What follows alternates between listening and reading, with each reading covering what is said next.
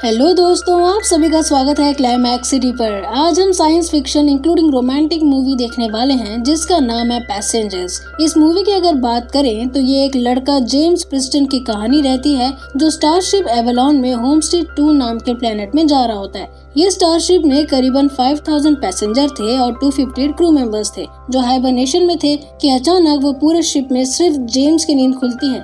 तो ऐसा क्या हुआ कि जेम्स की नींद खुल गई, ये बात हम वीडियो में जानने वाले हैं। सो मेक श्योर कि आप ये वीडियो आखिरी तक देखें। सो बिना किसी देरी के अब मूवी देखते हैं। मूवी के स्टार्टिंग सीन में हम स्पेस में होते हैं जहां एक एडवांस स्टारशिप एवलॉन उड़ान भर रहा होता है जिसमें 5000 पैसेंजर थे और 258 क्रू मेंबर्स थे। ये शिप अर्थ से होमस्टेड प्लैनेट 2 में जा रहा होता है जो एटलीस्ट 120 ईयर्स दूर था।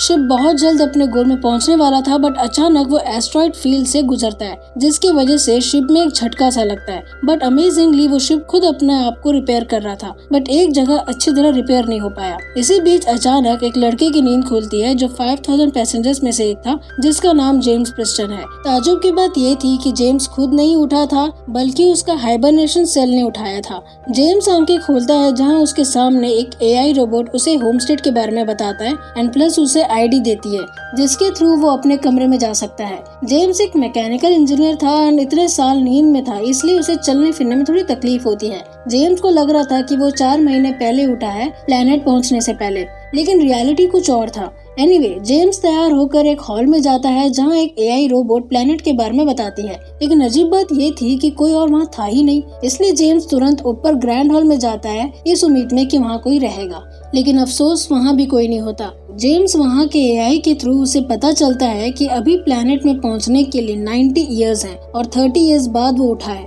ये बात जानकर जेम्स एकदम परेशान होता है और लेयर टेक्निक के थ्रू मैसेज अर्थ में भेजता है, लेकिन वो मैसेज 19 ईयर्स बाद पहुंचेगा। इस पे जेम्स उदास होता है और कैबिन क्रू के रूम को खोलने की हर तरीके से कोशिश करता है बट अनफॉर्चुनेटली वो ऐसा नहीं कर सकता क्योंकि कैबिन क्रू का एक्सेस सिर्फ कैबिन अथॉरिटीज को ही था। इसी बीच जेम्स पूरे एरिया को चेक कर रहा होता है कि तभी उसे बार में कोई खड़ा हुआ मिलता है। जेम्स उसके पास दौड़ते हुए जाता है क्योंकि उसे लग रहा था कि वो एक इंसान है, लेकिन वो एक एंड्रॉइड रोबोट था जिसका नाम आर्थर है। जेम्स उस हाइबरनेशन सेल की गड़बड़ी के बारे में बताता है और उसे ठीक करने का रास्ता पूछता है। इस पे आर्थर कोई खास जवाब नहीं दे पाता। अगले दिन जेम्स अपने कमरे से उठकर कॉफी पीता है और वापस हाइबरनेशन में जाने के लिए तरीका निकालता है क्योंकि ऐसा ना करने पर वो शिप में रहकर मर जाएगा। जेम्स हाइबरनेशन के बुक के थ्रू अपने सेल को रिपेयर करके दोबारा कोशिश करता है बट कोई असर नहीं होता एंड वो अगेन कैबिन क्रू के रूम को टूल्स यूज करके खोलने की कोशिश करता है। हार मानते हुए जेम्स अपनी सैडनेस ऑथर को बताता है एंड शॉकिंगली ऑथर, जिसके अंदर कोई फीलिंग नहीं था, वो जेम्स को मोटिवेट करता है और शिप के फैसिलिटीज का मजा लेने के लिए इंडिकेट करता है। ये बात सुनकर जेम्स स्टारफिश के एडवांस रूम में सोता है, गेम्स खेलता है, डांस वगैरह करता है और मूवी देखता है। इसके बावजूद भी जेम्स इन सब चीजों से बहुत जल्दी बोर हो चुका था और 1 साल यूं ही गुजर गया। अगले सीन में हम देखते हैं कि जेम्स के बाल और दाढ़ी काफी ज्यादा बढ़ चुके थे और वो काफी ज्यादा उदास और इरिटेट रहता था। ड्रिंक करते हुए जेम्स हाइबरनेशन सेल से गुजरता है और गुस्से में बॉटल वहीं फेंक देता है। चलते चलते वो ऐसे रूम में आता है जहाँ एक स्पेस सूट रहता है और वो स्पेस सूट शिप के केबल से कनेक्टेड है जिसके थ्रू आप स्पेस का सैर कर सकते हैं। जेम्स वो सूट पहनकर शिप के केबल से कनेक्ट हो जाता है और स्पेस के सैर करता है, लेकिन बहुत जल्द वो अंदर भी आ जाता है। बट डिप्रेशन की वजह से वो सुसाइड करने के लिए बिना स्पेस सूट पहनकर बाहर जाने का सोच रहा होता है कि तभी वो तुरंत वहाँ से भाग जाता है और वापस हाइबरनेशन सेल में आता है। जेम्स की नजर हाइबरनेशन सेल में सोई हुई एक लड़की जिसका नाम अरोरा है उसकी तरफ देखता है। अरोरा को देखते ही जेम्स उसे प्यार करने लग जाता है। अब क्योंकि हर एक पैसेंजर का वीडियो रिकॉर्डेड रहता है, जेम्स उस रिकॉर्डेड वीडियो को देखता है और उसे पता चलता है कि वो एक ऑथर है और दूसरे प्लेनेट में सिर्फ किताब लिखने के लिए जाती है। अब जेम्स कंफ्यूज हो गया था क्योंकि एक तरफ वो अरोरा को जगाना चाहता था लेकिन दूसरी तरफ जागने पर अरोरा की लाइफ खराब हो जाएगी। जेम्स ये बात ऑथर को बताता है लेकिन एज यूजुअल वो कोई सही गाइड नहीं कर पाया क्योंकि वो एक एंड्रॉइड रोबोट है। ध्यान भटकाने के लिए जेम्स अपने आप को बिजी रखता है, शेव वगैरह करता है बट लास्ट में वो पेशेंस खो देता है और टूल्स यूज करके अरोरा को हाइबरनेशन सेल से खोल देता है एंड वहाँ से भाग जाता है। दूसरी तरफ अरोरा नींद से जागती है और नॉर्मल होती है। नींद से उठने के बाद अरोरा ग्रैंड हॉल में घूम रही होती है कि तभी वहाँ जेम्स आता है। जेम्स के आते ही अरोरा को एक एक करके सारी बातें पता चलता है कि कैसे गड़बड़ी की वजह से उसका हाइबरनेशन सेल समय से पहले खुल गया। ये बात जानकर अरोरा एकदम पैनिक होती है और दोबारा सोने की कोशिश करती है, लेकिन जिम उसे शांत करवाता है और कहता है कि ये नामुमकिन है। दोनों थोड़ी देर ग्रैंड हॉल में घूमते रहते हैं और रात होने की वजह से अरोरा सोने चली जाती है। अरोरा को जगाकर जिम गिल्ट में था, इसलिए वो अपनी बातें ऑथर से कहता है, प्लस ये बात राज रखने के लिए उसे रिक्वेस्ट करता है, क्योंकि जिम अरोरा से झूठ बोलता है एंड उसे डर भी था कि शायद अरोरा उससे नफरत करने लगेगी। इसी बीच हम देखते हैं कि शिप के एआई रोबोट्स एंड डोर्स में एक अजीब तरीके का ग्लिच है, जिसका वजह अभी तक कोई नहीं जानता था। अगले दिन सुबह जेम्स और अरोरा ब्रेकफास्ट करते हैं। अरोरा गोल्ड क्लास की थी, यानी वीआईपी फैसिलिटीज उसे मिल सकती है, इसलिए उसे डिजायर्ड नाश्ता मिलता है। लेकिन जिम गोल्ड क्लास का नहीं था, इसलिए वो 1 साल तक सिर्फ कॉफी और एक टाइप के नाश्ता से ही काम चलाया था। इसलिए अरोरा भी उसके लिए एक स्पेशल नाश्ता लेके आती है। अरोरा वापस नींद में जाने के लिए कोशिश करती है, जैसे डिस्पेंसरी रूम में जाना, क्रू के रूम में तोड़ना या रिसर्च वगैरह करना, बट कोई भी पॉजिटिव रिजल्ट नहीं मिलता। अरोरा का मूड काफी ज्यादा खराब था, प्लस वो बहुत ज्यादा अपसेट भी थी, इसलिए वो अपने आप को शांत करने के लिए जॉगिंग करती थी और बुक वगैरह पढ़ती थी और अपने बुक को कंप्लीट करती रहती है। अरोरा जेम्स का इंटरव्यू लेती है और क्वेश्चन पूछती है कि वो यहाँ क्यों आया है। इस पे जेम्स बोलता है कि वो एक मैकेनिक है, इसलिए वो एक न्यू तरीके से अपनी लाइफ जीना चाहता था, प्लस 5000 पैसेंजर्स की लाइफ बदलते हुए देखना चाहता था। इसी सीन में हमें पता चलता है कि अरोरा रिटर्न टिकट भी ली है ताकि वो वापस अर्थ में जाकर अपनी किताब पब्लिश करेगी। बातें आगे बढ़ती हैं। स्लोली वो शिप के फैसिलिटीज साथ में एंजॉय करते हैं। वो गेम्स खेलते हैं, डांस वगैरह करते हैं। इसी दौरान जेम्स अरोरा को ऑथर से मिलाता है एंड उसे डेट के लिए बुलाता है। वो दोनों डेट में वाइन वगैरह पीते हैं, जहां अरोरा अपने डैड के बारे में बताती है कि वो एक ऑथर थे, बट हार्ट अटैक के चलते उनकी मौत हो गई थी। जेम्स अरोरा को उसी रूम में लेके जाता है जहां स्पेस सूट पहन के वो स्पेस में ट्रैवल कर सकते हैं। अरोरा और जेम्स एक दूसरे से प्यार करने लगे थे और अपना प्राइवेट टाइम स्पेंड करते हैं। जेम्स और अरोरा अपना ब्यूटीफुल टाइम स्पेंड करते हैं। वो इतना एक दूसरे पे रम गए थे कि शिप में होने वाली गड़बड़ी के बारे में अनजान थे। कई बार जेम्स के सामने एआई रोबोट्स और डोर्स वगैरह में ग्लिच दिखाई दे रहा था, बट वो इस पे ध्यान नहीं देता। जेम्स अपने आप को रेडी करता है और अरोरा को प्रपोज करने के लिए जाता है। दूसरी तरफ अरोरा ऑथर से बात करती है, जहां उसे जेम्स का झूठ पता चलता है कि उसने अरोरा को जगाया था। इस बात से अरोरा एकदम ज्यादा नाराज हो जाती है और अपना सामान वगैरह पैक करके दूसरे रूम में शिफ्ट हो जाती है। जेम्स उसे मनाने की कोशिश करता है, लेकिन वो नहीं मानती, इसलिए वो टूल्स वगैरह यूज करके ग्रैंड हॉल में एक पेड़ लगाता है। यहाँ अरोरा अपनी बेस्ट फ्रेंड का रिकॉर्डेड मैसेजेस और फ्रेंड्स के साथ बेस्ट मेमोरीज को देख रही होती है एंड उसी पेड़ को देखती है जो जेम्स ने लगाया था। कहानी में ट्विस्ट अब चालू होता है, क्योंकि शिप में काफी सारे टेक्निकल एरर्स आ गए थे, जिसकी वजह से जेम्स लिफ्ट में फंस गया था और अरोरा को ब्रेकफास्ट में सारे कॉर्नफ्लेक्स प्लेट में बजाय उसके ऊपर गिरने लगे थे। वो इस सिचुएशन को समझने की कोशिश कर रहे होते हैं कि इतने में डेक चीफ गस मनकुज़ो की आवाज सुनाई देता है, जो ग्रैंड हॉल में लगाए पेड़ के बारे में पूछते हैं। जेम्स और ऑरर दौड़ते हुए उनके पास आते हैं और सारी बातें उनको बताते हैं। डेक चीफ उसी कैबिन में जाते हैं जहाँ जेम्स और अरोरा अंदर जाने की कोशिश करते हैं।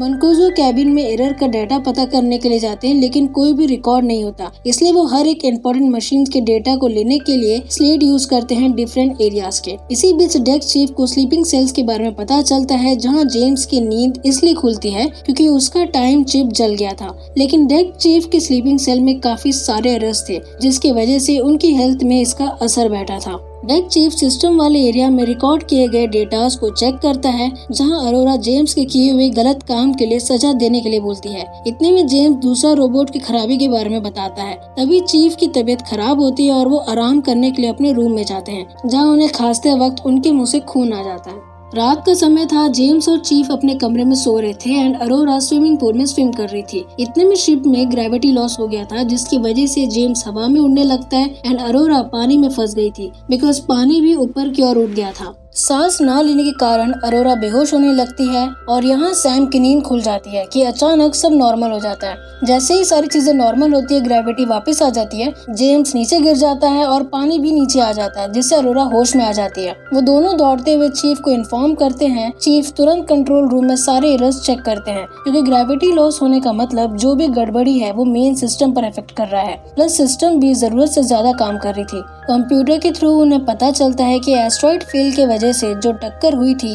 वो इतना ज्यादा थी कि बाकी मशीन उसे ठीक नहीं कर पाए, जिसकी वजह से जेम्स का स्लीपिंग चैम्बर सबसे पहले खुल गया था। काफी ज्यादा डेंजर सिचुएशन था बिकॉज अभी तक एरर का एग्जैक्ट लोकेशन पता नहीं चल पाया, इसलिए वो एक ऐसे जगह जाते हैं जहां एरर दिख रहा था। अब क्योंकि ऑटो सिस्टम सब ठप हो चुका था, इसलिए सब कुछ उन्हें मैनुअली करना था। इसी बीच मनकूजा बेहोश हो जाते हैं। प्रॉब्लम पता करने के लिए जेम्स और अरोरा उन्हें डिस्पेंसरी में जाते हैं जहां एक बॉडी स्कैनर था। वो दोनों मनकूजा को उसी के अंदर लेटाते हैं और उन्हें स्कैन करते हैं, जहां उन्हें पता चलता है कि उन्हें बहुत सारी प्रॉब्लम्स है, जिसकी वजह से उनकी डेथ 1 या 2 दिन में हो जाएगी। मनकूजा अपने आखिरी वक्त में जेम्स को अपने हाथ में बंधे आईडी देते हैं एंड अपना यूनिफॉर्म वियर करके मर जाते हैं। जेम्स चीफ की आईडी से कहीं भी जा सकता है और एरर का पता कर सकता है। शिप की हालत बहुत ज्यादा खराब हो गई थी, इसलिए जेम्स और अरोरा भागते हुए ग्रैंड हॉल की तरफ आते हैं जहां ऑथर भी मैल फंक्शन कर रहा था, इसलिए जेम्स उसका चिप निकाल देता है। वो दोनों एक एक करके सिस्टम चेक करते हैं और पावर प्लांट की तरफ बढ़ते हैं।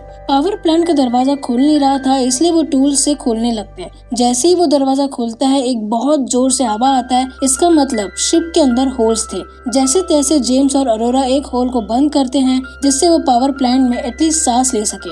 होल्स का पीछा करते करते वो ऐसे कमरे में आते हैं जहां रिएक्टर कंट्रोल खराब हो चुका था। अब क्योंकि शिप के पार्ट्स एक दूसरे से बदल सकते हैं, इसलिए जेम्स उस रिएक्टर कंट्रोल का पार्ट्स चेंज करके दोबारा फिक्स करता है, लेकिन फिर भी सिस्टम में लगी आग कम नहीं होती क्योंकि वेंटिंग रिएक्टर काम नहीं कर रहा था। ये एक ऐसा दरवाजा है जिससे आग बाहर जा सकता है और सिस्टम नॉर्मल हो सकता है, लेकिन किसी वजह से वो जाम हो गया है, इसलिए जेम्स को बाहर जाकर उसे सुधारना होगा। अरोरा जेम्स को मना करती है, लेकिन वो उसे याद दिलाता है कि यहाँ बाकी पैसेंजर्स और क्रू मेंबर्स हैं। इस पे अरोरा जेम्स से वादा लेती है कि वो वापस आए और एक एडवांस ब्लूटूथ के थ्रू अरोरा से कनेक्टेड रहता है। जेम्स उस जगह का डोर को खोलने की कोशिश करता है, लेकिन डोर बार बार बंद हो रहा था। यहाँ अरोरा हैंडल को छू नहीं पा रही थी क्योंकि आग की वजह से वहाँ बहुत ज्यादा टेम्परेचर हो चुका था, प्लस उसके हाथ में चोट भी लग गई थी, इसलिए वो एक कपड़ा हैंडल पे लगाती है ताकि ये सब जल्दी खत्म हो जाए। इसी दौरान जेम्स अरोरा को उस दरवाजे के बारे में बताता है एंड वो ये भी कहता है कि उस दरवाजा को उसे पकड़ के रखना पड़ेगा। कोई और ऑप्शन न होने की वजह से अरोरा हैंडल नीचे करती है, जिससे वो आग बाहर की ओर जाता है। दूसरी तरफ जेम्स अपने आप को संभालता है और चिल्लाने लगता है क्योंकि पूरा आग उसकी तरफ आ रहा था। आग का प्रेशर इतना ज्यादा था कि जेम्स का हाथ फिसल जाता है और वो फेंका जाता है, जिससे उसका केबल जो शिप से कनेक्टेड था वो टूट गया था। पूरा आग निकलने की वजह से वेंटिंग मशीन अब काम करने लगी थी और शिप ठीक हो गया था। अनफॉर्चुनेटली जेम्स के सूट में होल हो गया था, जिसकी वजह से उसे ऑक्सीजन नहीं मिल रहा था और वो बेहोश हो गया। अरोरा जल्दी से स्पेस सूट पहनती है और जेम्स को खोज कर अंदर लेके आती है, लेकिन जेम्स कोई हरकत नहीं कर रहा होता है, इसलिए अरोरा तुरंत उसके बॉडी को बॉडी स्कैनर में डालती है और चीफ के आईडी के थ्रू उसे शॉक देती है एंड लकीली जेम्स धीरे धीरे होश में आ जाता है। अरोरा ये देखकर खुश हो जाती है और उसे किस करने लगती है। प्लस अरोरा ऑथर का भी फेस टचअप कर देती है, जिससे ऑथर अब नॉर्मल दिख रहा था। फिल्म के एंड में हम देखते हैं कि सभी क्रू मेंबर्स धीरे धीरे जागने लगते हैं क्योंकि शिप होमस्टेड 2 प्लैनेट में 4 महीने बाद पहुंचने वाला था। क्रू मेंबर्स के जागने के बाद वो देखते हैं कि शिप पूरा पेड़ पौधों से भरी थी एंड उन्हें अरोरा की चिट्ठी मिलती है, जिसमें हमें पता चलता है कि वो दोनों सबको बचाए, साथ में अपनी जिंदगी जी और ओल्ड होकर मर गए। सो गाइस, ये थी हमारी मूवी। आई होप आपको एक्सप्लेनेशन अच्छा लगा होगा, और अगर अच्छा लगा है तो मेक श्योर कि आप लाइक करें, शेयर करें अपने फैमिली फ्रेंड्स को, सब्सक्राइब करें और कमेंट करना मत भूलिएगा। मिलते हैं नेक्स्ट वीडियो में, तब तक के लिए गुड डे।